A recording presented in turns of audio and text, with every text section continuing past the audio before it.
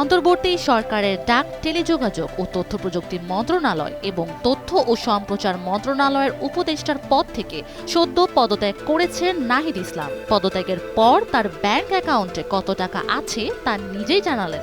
এক ফেসবুক পোস্টে নাহিদ লেখেন, উপদেষ্টা পদে যোগদানের আগে তার কোনো ব্যাংক অ্যাকাউন্টই ছিল না। 21শে আগস্ট উপদেষ্টা পদে দায়িত্ব পালনের জন্য সম্মানী গ্রহণের লক্ষ্যে সরকারিভাবে সোনালী ব্যাংকে একটি ব্যাংক অ্যাকাউন্ট খুলেছেন তিনি। সেই অ্যাকাউন্টে 2024 সালের 21শে আগস্ট থেকে 2025 সালের 26 ফেব্রুয়ারি পর্যন্ত লেনদেনের হিসাব জনগণের কাছে উপস্থাপন করেছেন নাহিদ। পোস্টে তিনি লিখেন, উক্ত হিসাবে 10,06,886 টাকা জমা হয়েছে। এর মধ্যে 9,96,188 টাকা উত্তোলন হয়েছে। উল্লেখ্য, সোনালী ব্যাংকের এ অ্যাকাউন্ট ছাড়া আমার আর কোনো অ্যাকাউন্ট নেই।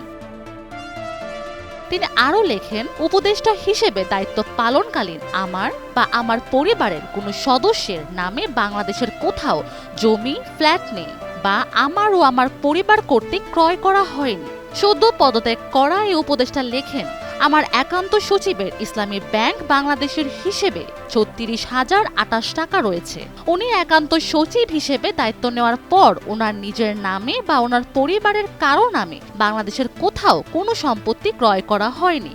নাহিদ লেখেন, এছাড়া আমার ব্যক্তিগত কর্মকর্তা সহ সংশ্লিষ্ট যে কারো সম্পদের স্বচ্ছ হিসাব রয়েছে প্রয়োজনে উন্মুক্ত করা হবে।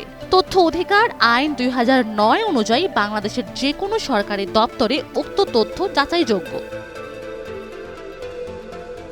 Sanjida Afrin, NTV online.